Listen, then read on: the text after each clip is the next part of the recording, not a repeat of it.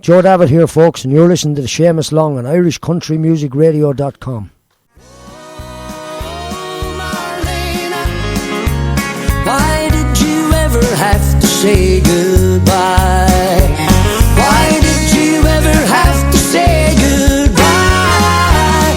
Why did you ever have to say goodbye?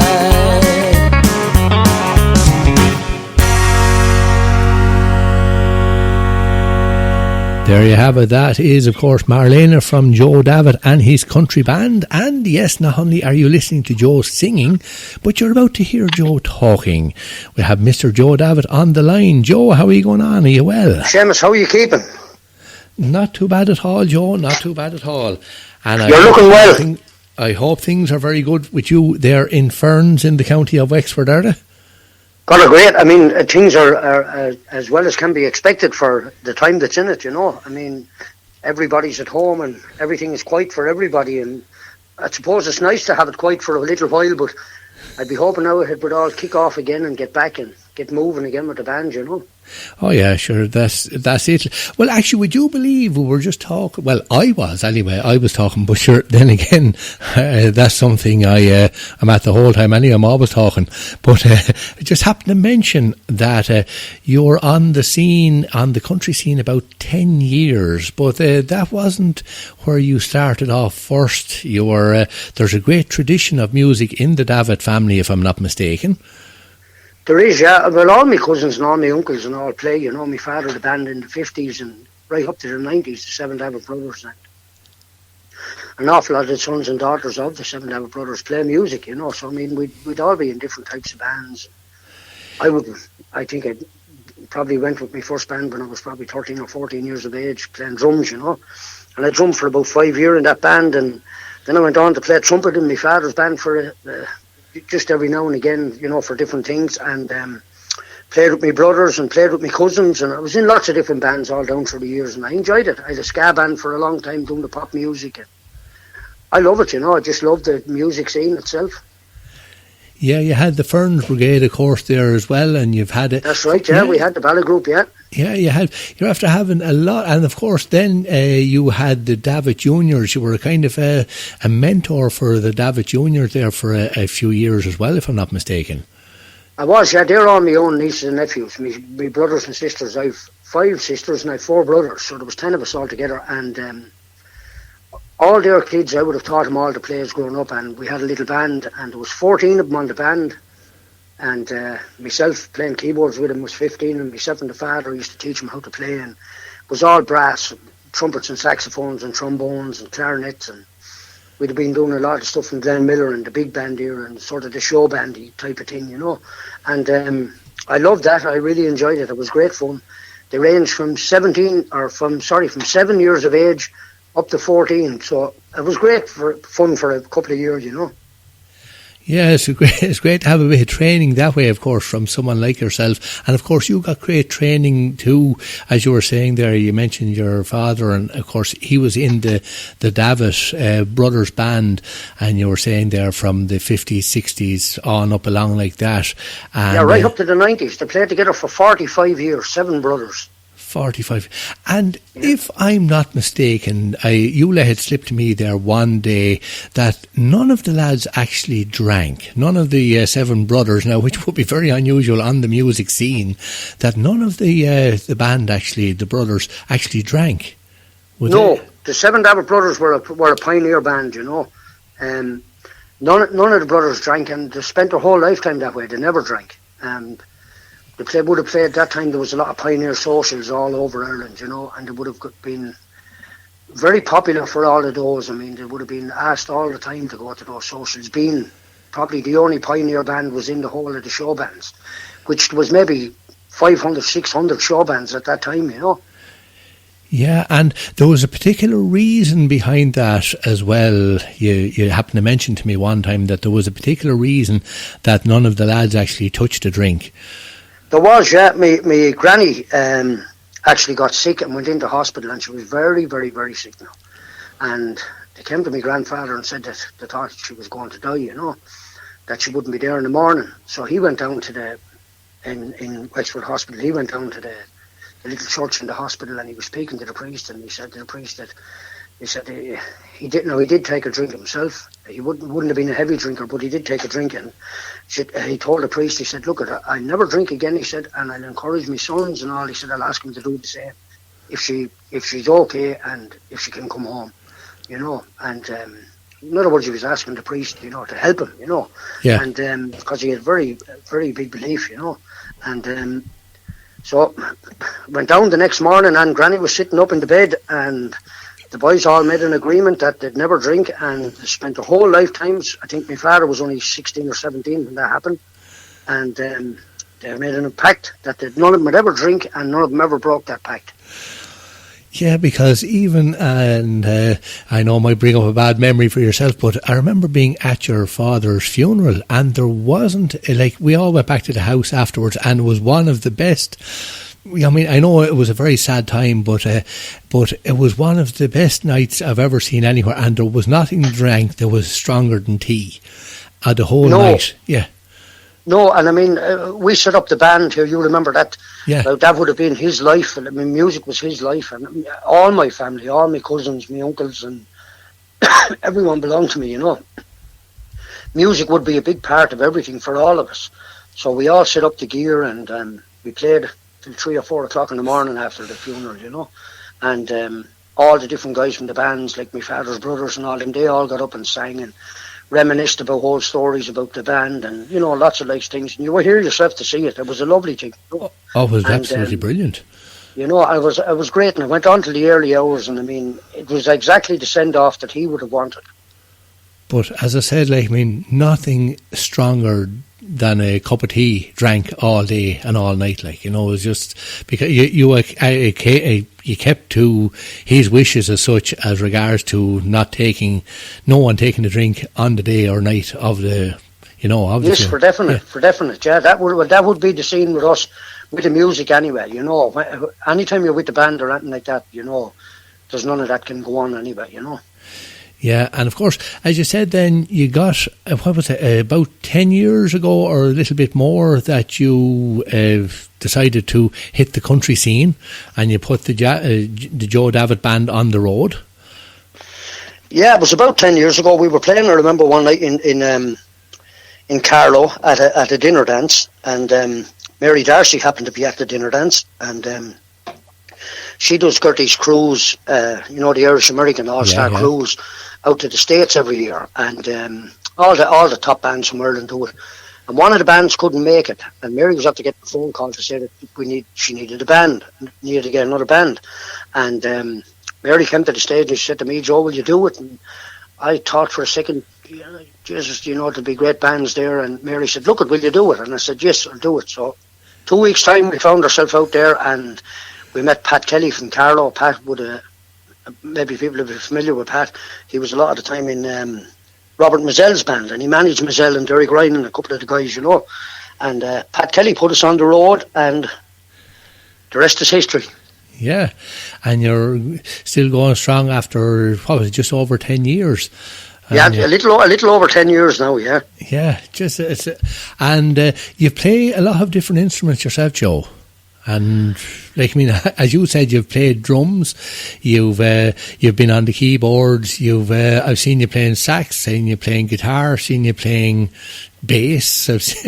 You're kind of a one-man band if you ever wanted to go out with the little accordion or little mouth organ, I should say, and the guitar.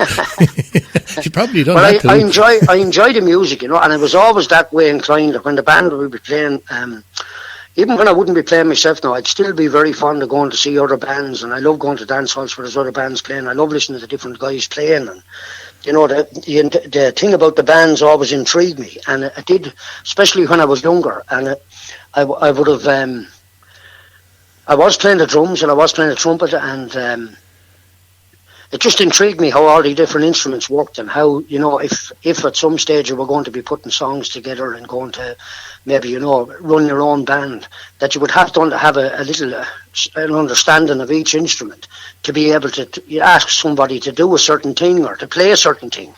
So, that would have been an obsession with me then, and I think that's why I lost my hair, Seamus. Sitting in the room playing the music, learning the different instruments, you know. Just, I don't know what pulling the hair out one at a time. I tell you this much, then you must have got alone in my head and pulled a bit out of it as well.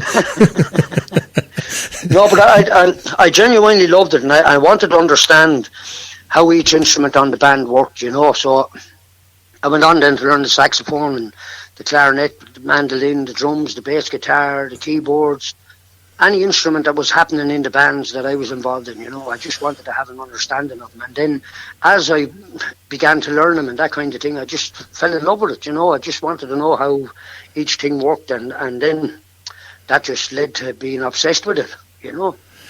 Would there have been any artists in particular now that would have caught your fancy as regards to trying to be like that particular, you know, that musician or that singer, or did you have any influences that way? Yeah, I'd have maybe lots and lots of different guys now who influenced me, you know.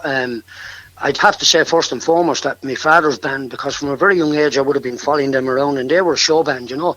So they would have been playing the pop tunes of the day and the dancing tunes of the day, and you know, maybe a bit of Glenn Miller and Billy Vaughan and these kind of people, you know. And I would have very much loved the show band scene, and I loved watching the people dancing and the way the band reacted with the people and how they were able to get them out on the floor and this kind of thing. And now I would have been only maybe 8, 9, 10, 11 years of age when my father would have brought me to some of the dances, you know. And naturally enough, some of them would have been too late at night for me to go, but any time I'd have got a chance to go, I'd have been there, you know. So I'd say my biggest influence was that. And then, you know, maybe some of the bands as I was growing up along, like Dire Straits and Shawadi Wadi, and, you know, guys like this, Merle Haggard, and, you know, Slim Whipman. I love Slim Whipman. And just a lot of the bands that would have caught my eye, you know, that I always loved that sort of a show bandy sound, you know. Declan Ernie has that same type of sound, so I'd be a big fan of Declan Ernie's now as well. You'd always know a Declan Ernie song when it starts, wouldn't you? Before you even hear the voice of the Longford man starting up, like there's something, you just know that it's a Declan Ernie song, don't you? Yeah, he has that sound, you know, the record has only started and you already know he hasn't even sang, and you know it's Declan Ernie, you know. Yeah. And it was actually Ron Hinsley has sent in a message here to ask you, is there any particular music that you like if you're relaxing and you just want to lie back and just relax? Is there any artist or any particular brand of music, you know, classical or anything like that you actually like to kick back to? Yeah, well, that'd be a sort of a hard one to answer, because, as I said, you know, I'd have a wide range of music that I love listening to, or that I love. Like, I mean, I could be in the car listening to George Jones, and 5 minutes later I could be listening to Shawadi Wadi. I could be listening to Dire Straits, maybe Bruce Springsteen, or I just love all, you know, I have a wide range of music that I love listening to. Another guy who would have influenced me a lot when I was growing up was Paddy Cole. You know, I always loved that sort of a Dixieland sound that Paddy Cole had as well, you know. So I'd have lots of different influences in the music, and I couldn't say there's a genre of music that I love more than another. There isn't, you know. Like, I love the Dubliners, I love the Wolf Tones, I love, you know, the ballads and all that kind of thing. I'd have a wide range of music that I could listen to. I could literally listen to anything and relax and be happy enough, you know. Even Westlife. Yeah, of course. No, don't mind me. Just Westlife. I sometimes even listen to myself. Things are hard then. I know you'd have good taste there. Then you'd have good taste.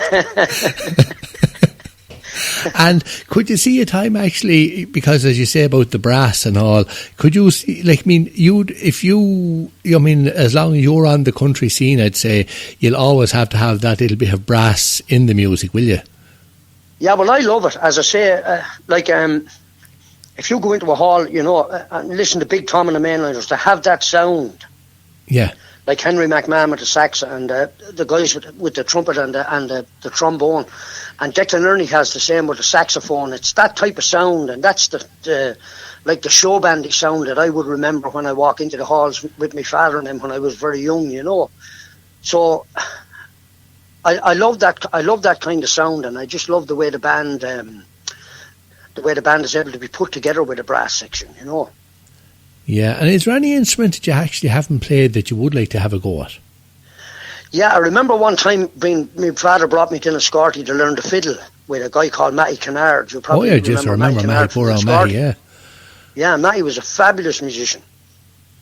But my father brought me in there when I was only maybe 12 or 13 with a fiddle, you know. Yeah. And did you ever see the ad used to be on the television when the guy was playing the fiddle and the dog got up against the wall and put his paws over his ears? Yeah. It reminds me of that. I couldn't even listen to myself trying to play it.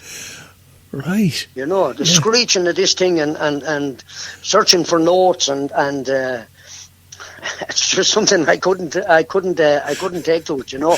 Now I love it. I absolutely love it. But I never tried it again after that, really. I remember going back into Matty then with I think it was a clarinet, and start playing the clarinet and a little bit on the banjo as well, I think, at the time.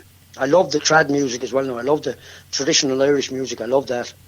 I play a little bit on the banjo and play a little bit on the tin whistles, and I've always been a fan of that as well, you know. I love that trad. Yeah, Mahi was Mahi was a multi-instrumentalist, much the same as yourself, of course. Like, I mean, yeah, Mahi was an absolute genius of a player, you know. I mean, he was well above his time, well before his time, you know. He was a great player. And well known around in Enniscorthy as well. God, you couldn't go up or down Rafter Street, but you'd get a whistle and you'd look across and Mahi be coming across with some of the little lotto tickets, like, for you to buy off him, like. You wouldn't pass up. Yeah, I remember at the time, Enniscorthy had a brilliant brass band, you know. There was maybe 45, maybe 50 members in the brass band, you know. Yeah. And they had all different instruments, like they had trombones, they had the big fugal horns, you know, the big things that go up over your head with the big massive horns over their heads, and you know, and they had all different types of instruments, you know, in the band. I remember the guys in there saying to me that you could hand Mahi any one of those instruments and say to him, away you go, Mahi, and Mahi just put the music in front of him and he would play it. You could play literally every different instrument that was on the band. And I mean, all those instruments are different, you know. Oh, yeah, very much so. And he could literally take up any of them. If a guy didn't turn up to play a fugal horn or the trumpet or whatever it was, Mahi would take his place. Yeah. So, I mean, that's a massive thing to be able to do, isn't it? It is. Like, you've even said yourself there, like, and you'll be well able to play most instruments, and the fiddle was able to catch you out, but yet Mahi could play whatever you asked him to play. Yeah, he could literally play anything, you know. And I mean, he was a great player, and he was a really nice guy. Originally from Scotland. I always, you know, sort of knew from his accent, but I didn't know that until later years that he had come from Scotland. Yeah. Now, Marlena was your first big hit. I actually played it there just before we came on, or before you came on there, and that was actually written by one of the members of the band originally, Tommy, wasn't it? Or what? That's right, my brother Tommy. He wrote the song Marlena. Yeah, I think Tommy was maybe 50 years of age when we recorded Marlena, and he had wrote that song when he was, I think, 15 or 16. Wow. So I was sitting kind of on the back burner there for, 34 years? Yeah, and I remember as a chap, the Davitt brothers, as I was saying about earlier, I remember going to the halls and they were actually playing that song, but they had never recorded it. And Pat Kelly at the time, he took the band over in Carlow to put us on the country scene. He said to me, you know that song Marlena? He said, that's going to be our first one. So away we went with Marlena then for our first song, you know. And it just spiraled from there. We started to play everywhere, and the gigs started to kick off, and the band started to get great reviews, and you know, there was lots of things happening, and it was just a very exciting time. And of course, we were green coming into it, you know. I won't say green for music because we had been playing a long time, but you know, green with the country scene, you know, about, you know, how it all runs and how it all works, and the different things that happens, but we weren't long getting our heads around it. Yeah, experience is a great teacher, isn't it? Yeah. you learn. And it was brilliant, and it was great, and I've the greatest memories of the last 10 years, you know, with the band, and I'm looking forward now, of course, when this is over, to making lots more, but I mean, I've seen parts of the world that I would have never ever seen if it hadn't been for music. You know. And I mean, only a couple of months ago, I was in Gertie's cruise and we were going all around the Caribbean. And, you know, just after that, I come off before the COVID thing hit, we were in Blackpool in England, and like I'd be all over Scotland, and we do lots and lots of gigs. I do Spain and Portugal and different places with the band, and I love it. And I would have never seen or been in any of those places, you know, only for the band.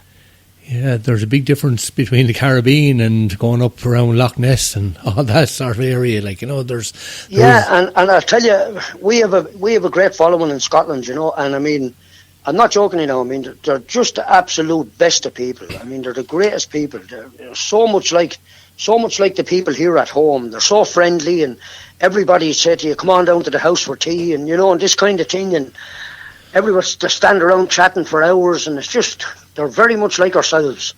Yeah. And now, of course, you've picked up a lot of fans over the years from all over. Like, I mean, I actually have two fans here. Kel and Dawn are actually after sending messages to say hello to you. You know, great. You know those two ladies anyway, great fans of your own and the band's, of course. I do. Dawn and Kel have been friends of mine for a long, long time. And I really appreciate all the help the girls give me. Yeah, they're two very comical characters too. The Chuckle Sisters. Yeah, we do have great crack. We do have great crack together. And you know, they'll be promoting me all the time with the band, with the Facebook and that kind of thing, and it's great, you know. And they're brilliant. I mean, that's what the music business is all about. Like I was saying to you about, you know, the different places where I play. I mean, I'm from Ferns here in County Wexford, and I live maybe a mile and a half outside the town. And I could walk down the street in Inverness and meet 50 people that I know from the gigs, you know. In Inverness, I mean, it's unbelievable, really, isn't it? Yeah, it is. It's absolutely brilliant, like, you know.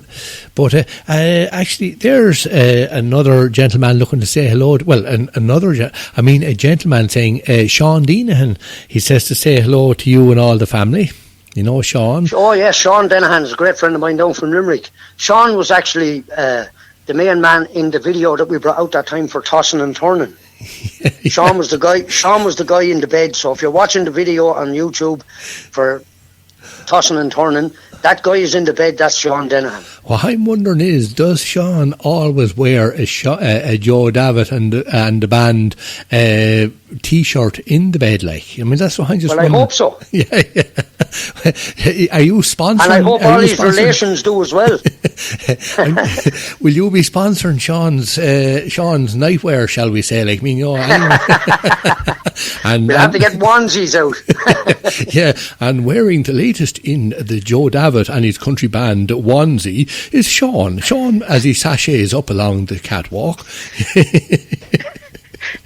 For definite. Christine Whitmore wants to say a quick hello to you as well. Christine, how are you? Yeah, and of course, Nicola Arnold and all the family there. There's Kaylee, there's Sonny, there's Minnie, Gigi, young Ian Arnold, and there's Aoife are all listening in there as well.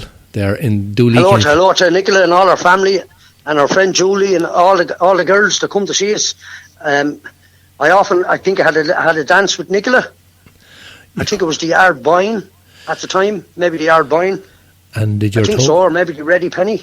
Did your toes recover from that, Joe? They have. And a quick hello there to Leona Dwyer as well, listening in. Leona, of course, is big into the dance scene.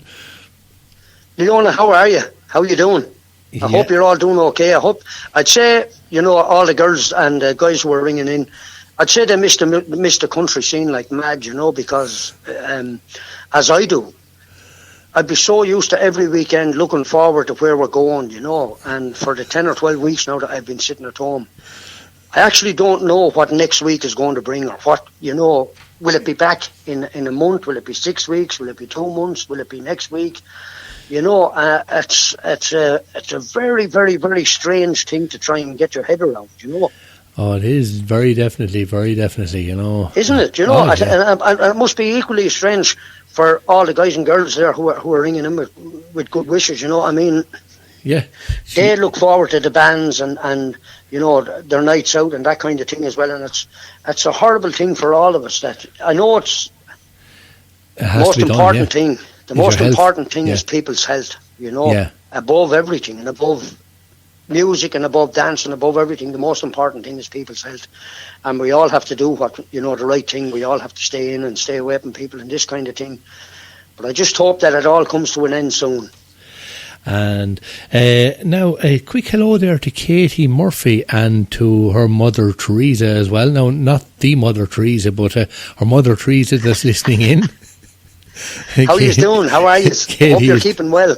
Yeah, she's there from around Bunclody in the county of Wexford, which is a great part of the country, of course, as well. Most certainly. And a quick hello there as well to Maureen Burke. She's up there in Leitrim listening in. How are you, Maureen? How are you doing? And there's I'm flying down here through, and actually Margaret Moore, you probably know Margaret up there in Auchnacloy. She's listening in as well, and she's said to say a quick hello to you. Very good, Margaret. How are you doing? I hope you're keeping well. Yeah, and now I know you like a little bit of fishing, Joe. So I'm going to let you back. You might be heading out tonight, are you? Or I am. I'm actually going fishing tonight. Yep, out with the rods. So I'm looking forward to that. Is it the trout or what is it, or what do you go looking for? Oh, it's the trout. It's the trout.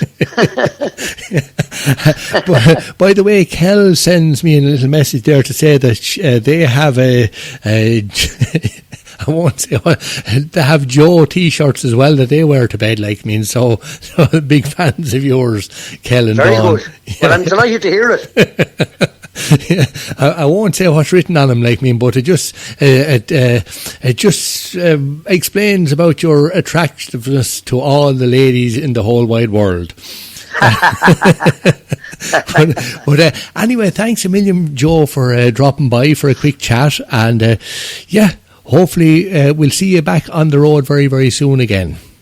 Well, Seamus, on a serious note, I want to thank yourself for having me on. You know, yourself and all the DJs who are keeping the bands fresh and keeping the music going and keeping the people entertained and bringing the likes of myself on for interviews and, you know, the different guys and all.